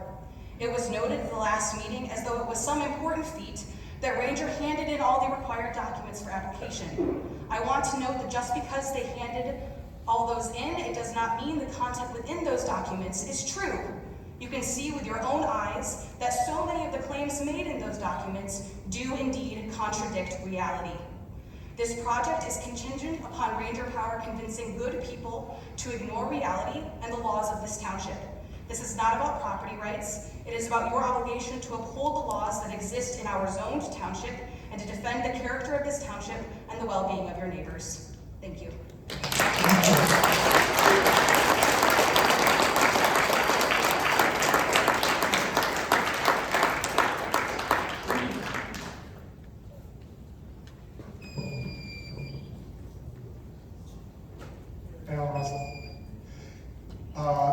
This is the first time I've been to one of these meetings for the township, and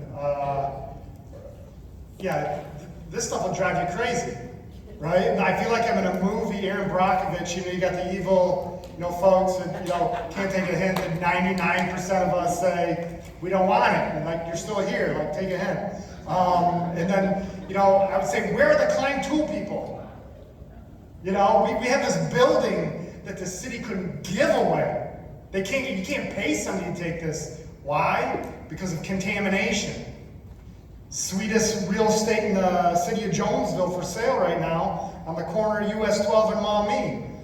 Amazing. Oh, wait a minute. They got gas tanks that some corporation buried there years ago that nobody can touch with a 10-foot pole. We're in the same situation. We're going to be talking about this. Klein Tools, Jonesville Glass, and the solar fields. The difference being the square footage of this is substantially larger. It's like, Jonesville, we have these dilapidated buildings that nobody can do anything with. I don't know, it's insane to me. There has to be something nefarious. Again, they're the bad guys from the movies, right?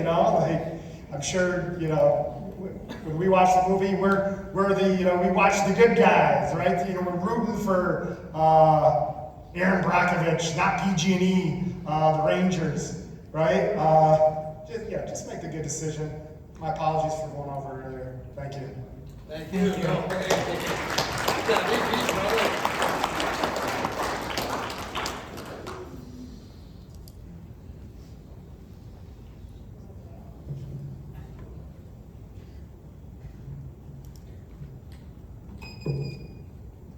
David Danford, Fayette Township still. Wasn't here last meeting, didn't speak. I want to say thank you to all of you guys for suffering through this. I know some of you volunteered right at the beginning of this. Some of you volunteered after the start of this. Janie took over after the start of this. This is a lot of work. I'll also say thank you to Steve, by the way, for doing such a great job presenting there. That was really good. Getting the word out. So, I'm not going to say you've heard a lot of reasons why we shouldn't do solar. I think they're all good reasons. Some of the comments are better than others, but they're all good and all against solar. I hope you guys listen to those people. And I look forward to saying thank you to you guys at the end of this when you guys do the right thing, because it'll be a really wonderful thing for all of us. So for all of you, we can say thank you for stopping.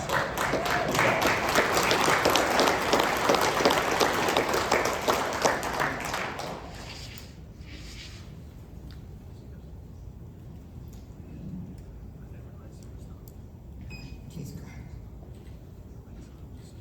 ahead. Anybody else? More speakers tonight? 2, 3. Lawrence Peter. Hold on, Mr. Peter. I'm on Mills Road. It's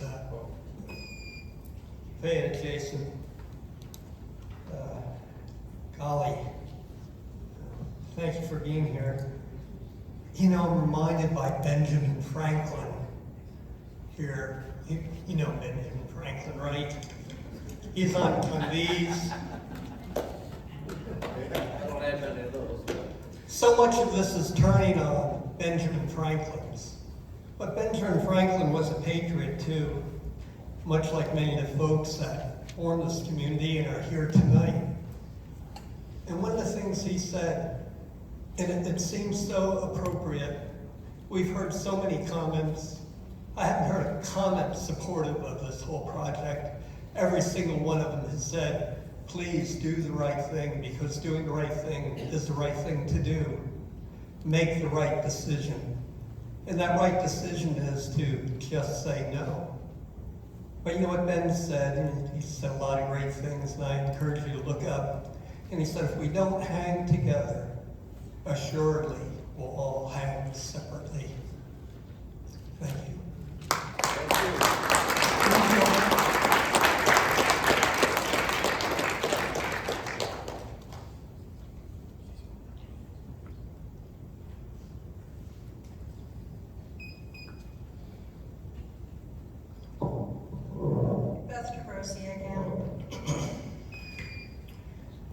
It was affirming to hear all of Steve's research, and that it corroborated without any attempt on collaboration my own. I would like to add a couple of things about the travesty of the decommissioning proposal. That little bitty restoration budget amount, which is only about $500 an acre, is very minimalist, and it very specifically says that it does not include any restoration of trees or woody vegetation, when in fact 38 acres are going to be cut down. It does include a bunch of grass seed and a little bit of regrading and a simple silt fence around the perimeter to try to handle erosion. There is specifically stated no beautification included. The other thing that I think is really missing and you should look for and ask for is a breakout of the labor. There's no breakout, line item delineation of the labor costs in any portion in that table. It's called Table 3 of the decommissioning proposal. That's going to be a huge, massive cost. You should dig into the details of it. It says that those solar panels, the PV modules, are going to be disassembled by hand.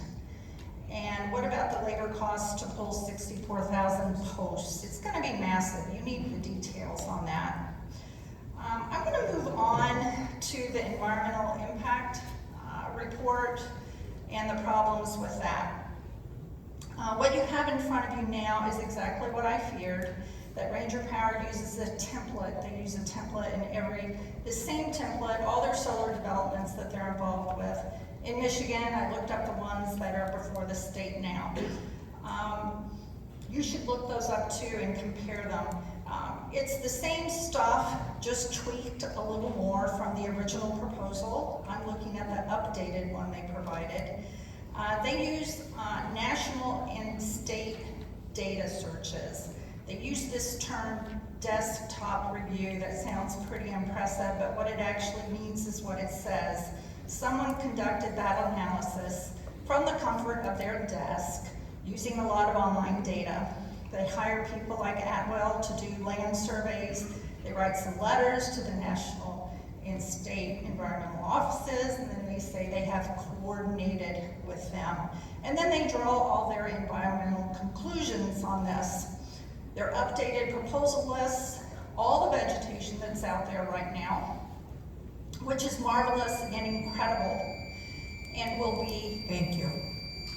unalterably changed and not replaced.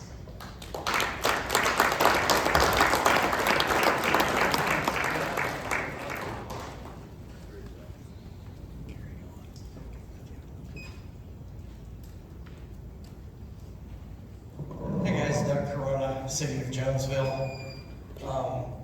I want to repeat what the other guy said earlier. I really appreciate what you guys are doing, and I can't imagine the pressure you're under with all this controversy that's going on. The biggest thing that I want to ask is, I'm sure if you haven't been, I'm sure you've been praying about this, and I'm going to ask you to do what you think your conscience and your spirit is telling you from God. I mean, these things, if you do the research, yes, the research says it's going to destroy the land, it's going to do this, it's going to do that, it could be harmful to people. And, I'm a believer, and I believe that the earth is the Lord's and the fullness thereof, so I'm just asking, if you guys haven't sought God, please seek Him, and please vote your conscience. Thank you.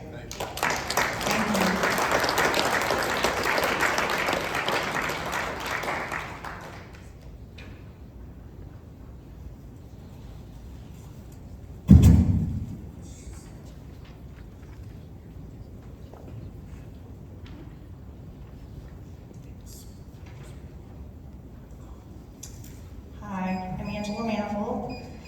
I live in Fayette Township, and yes, thank you for serving our township. I know this is hard. We would like you to understand that just because we have the Heartwood 1 project in our township doesn't mean that we have to accept the Heartwood 2 proposal. You can stop this from going forward. Our township has already given up enough land to solar power. Yes, giving up 26% of our township to industrial solar complexes affects the entire township.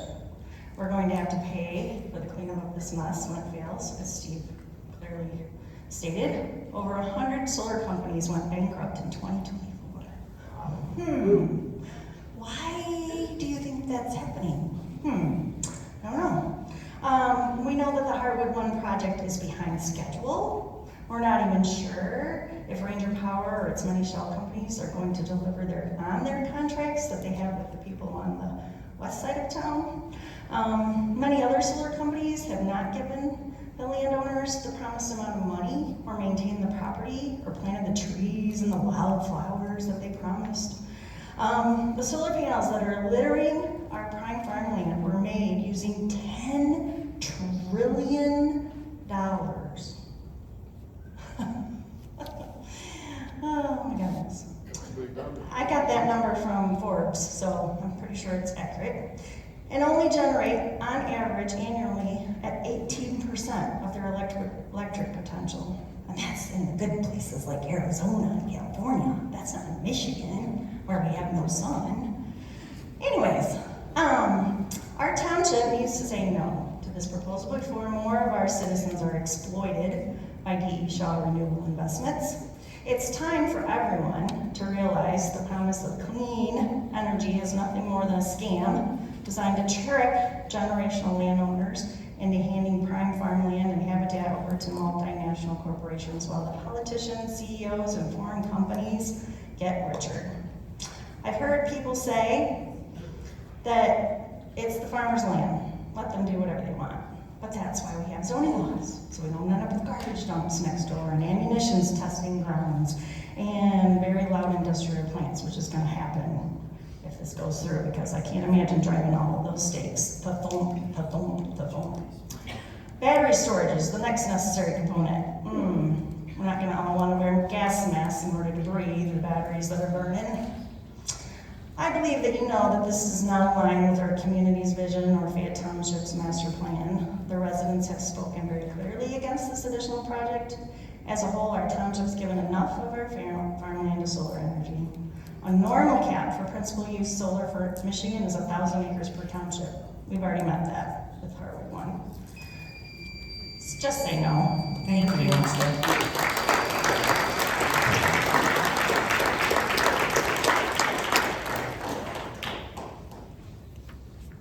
I'm glad to have another chance to speak. I will finish what I intended to do, and first of all, apologize that I didn't give you due respect and honor. Would you mind giving me your name? Les Smith. Thank you, sir. I appreciate your service to this community too. The scripture that I quoted was mainly directed at Ranger Power, but at the end of that scripture is a verse that I think has application to you as a planning commission. My brother spoke earlier of prayerfully considering what to do, following your conscience. Well, the last verse of James chapter 4, which immediately follows what I quoted earlier, says this: therefore, to him who knows to do good and does not do it, it is sin.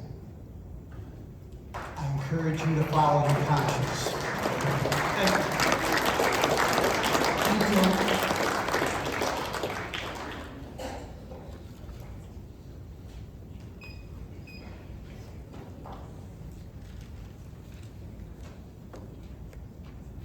Go back up. You got one behind you. Oh, okay, I didn't know. All right, that's Scott Manifold, 5321 White Road. It's very obvious where the bulk of the township's residents' opinions on the topic of solar are. We've given enough, we've heard enough, we've read enough, and now with Heartwood 1, we have definitely seen enough. There is no research that bears out that this would be an answer to any Michigan future energy problem for any reliable source, particularly without the next obvious and necessary addition of batteries, which will most likely happen since there are options agreements in place with landowners already that could allow it to happen if the project moves forward. My wife and I have 137 acres on White Road. We are not one of the few who chose financial gain over our neighbors. We have three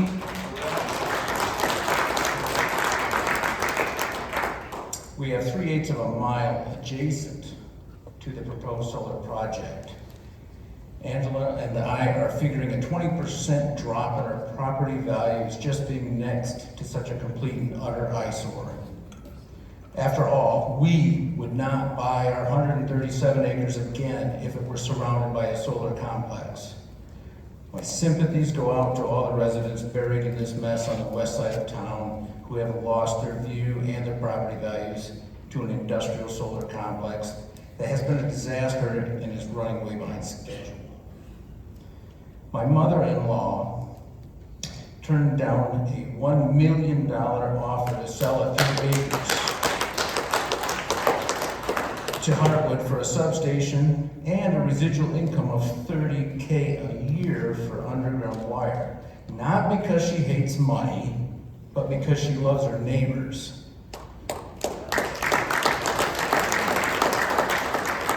At a recent board meeting, I heard the board supervisor say that the agricultural designation of his family farm, the largest solar beneficiary, by the way, would be changed to industrial once the panels come in and thereby would no longer qualify for the school millage exemption. Big deal.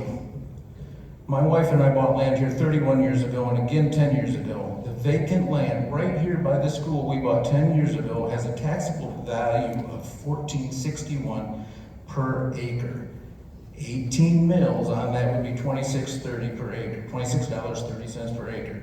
Now take that $26 per acre increase for the land that gets changed over the 1,400 acres, and that amounts to $37,000 per year increase in revenue for the schools. That probably won't even pay to seal coat the parking lots at the schools. We can't possibly be selling out our community for that.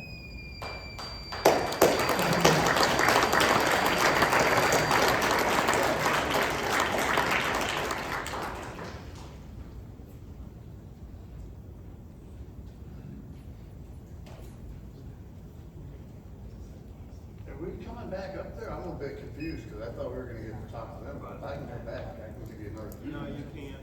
You gotta wait 4 or 5 more minutes, whatever the meeting started. It's 2 hours. Dennis, you have I'm not three- you talking have to 3 you. minutes, Dennis. I was talking to Heather. Oh, no. I was answering questions. If I get 3 more minutes, I can handle that. You can go, you're welcome. Okay. All right. As long as you don't call him Nate again. I apologize for that. Okay. Mineral rights and water rights. I remember hearing we want to wash our equipment off with it. If I heard Mr. Brady correctly, that's what we want our water rights for. So well, as a heavy-duty truck master mechanic from Michigan, M198155 is my number. I've been a master mechanic for 30 years. There's approximately 50 gallons of hydraulic fluid in one 10-yarder, which is a dual-axle dump truck or a grader. So if you blow a hydraulic line and they want to wash your equipment, what are they going to do? In Wayne County roads, we have a retention pond. They want to make our rivers a retention pond. I just want to be clarified on this. Now we're going to go back to Half Moon Lake. Half Moon Lake, 40 years ago, they know there's oil under there. 20 years ago, Rainbow Oil, who came to me and my neighbors, put depth charges down to see about the oil. They said, yes, there's oil down there. It's not quite ready to get to make money to go that deep yet in the cross drill. It's coming. That's what they told me.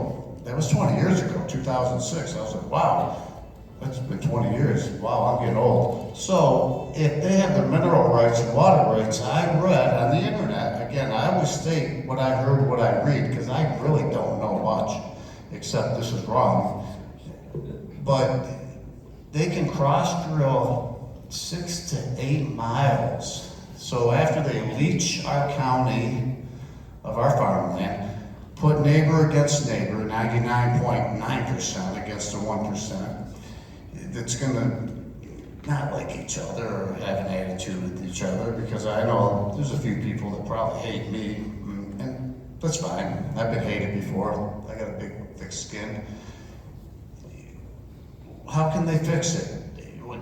They leach our oil, they contaminate our land, go bankrupt. They've only been in business, my understanding, what I read, since 2017, unless they're hiding their name under multiple different businesses. Now, we could go back to Dearborn and the way that, I won't even get into the way the 7-Elevens became 7-Elevens, because I'm running out of time here. But if you change names and then you can change the way things go, are they going to take advantage of that? Or if you go bankrupt and you sign a contract, read the fine print.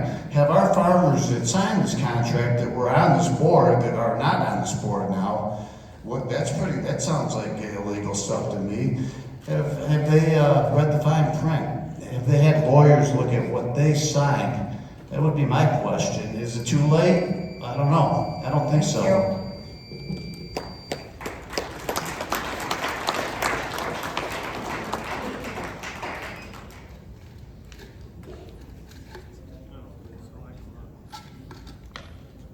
Are you gonna talk to him?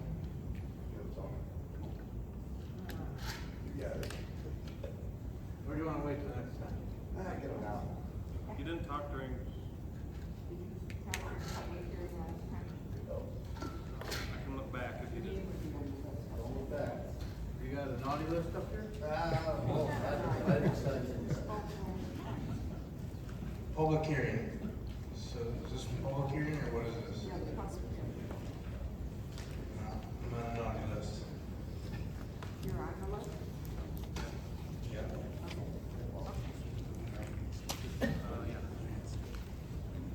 I guess that's confused. I guess I was confused then. Tony, you did. I got you written down right here, buddy. You can talk, right? No, he talked. Go ahead. I guess, how You spoke during the first half of the public hearing last time we met, and we said this was a continuation, and so I missed my spot the first time. Correct. You snooze, you lose. Get them, Tony. All right, well, I guess this is what I think. We don't wanna be snoozing here. We can't. Ranger 1, we snoozed. Let's not lose this next time.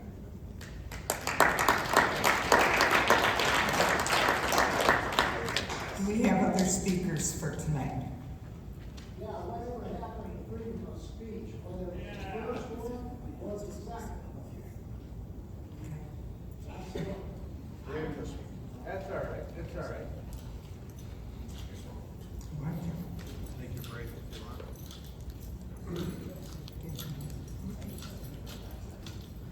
No, I mean, we're.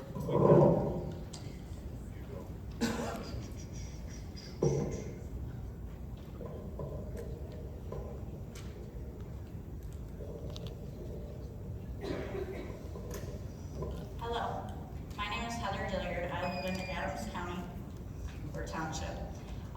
This is the first meeting that I've attended. I received one of those fancy things in the mail, which is wonderful because I wanted to come. I'm a Christian lady and I am led to wonderful scenery. I go by the still waters. I enjoy peace.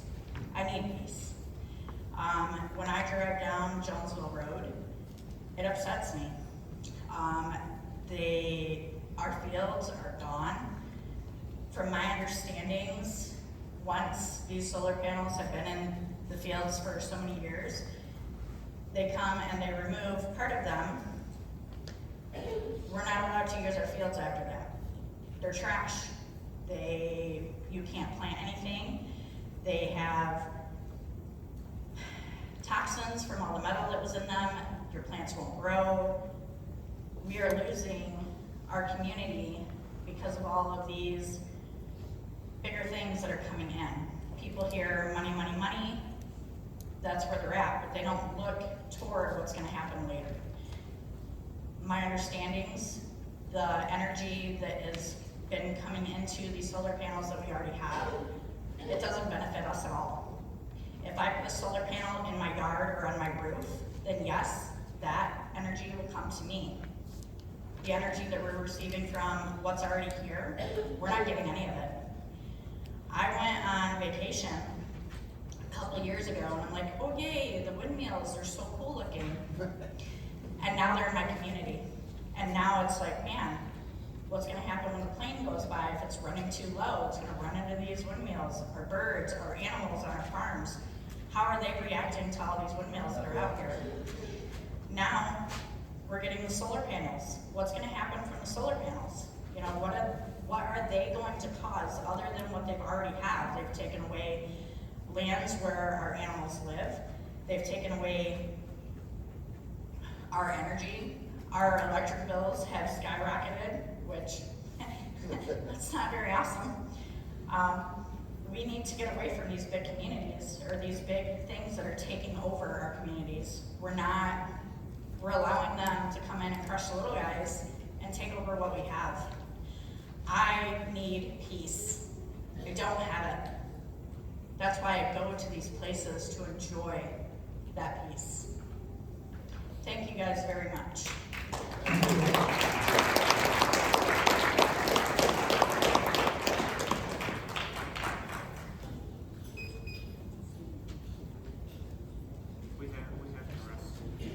Okay, we're going to close the public hearing, and we are at the 9 o'clock hour. We need to, according to our bylaws, we have to take a recess at this point. I close the public hearing. So we're going to take a, 5-minute break, and we shall return.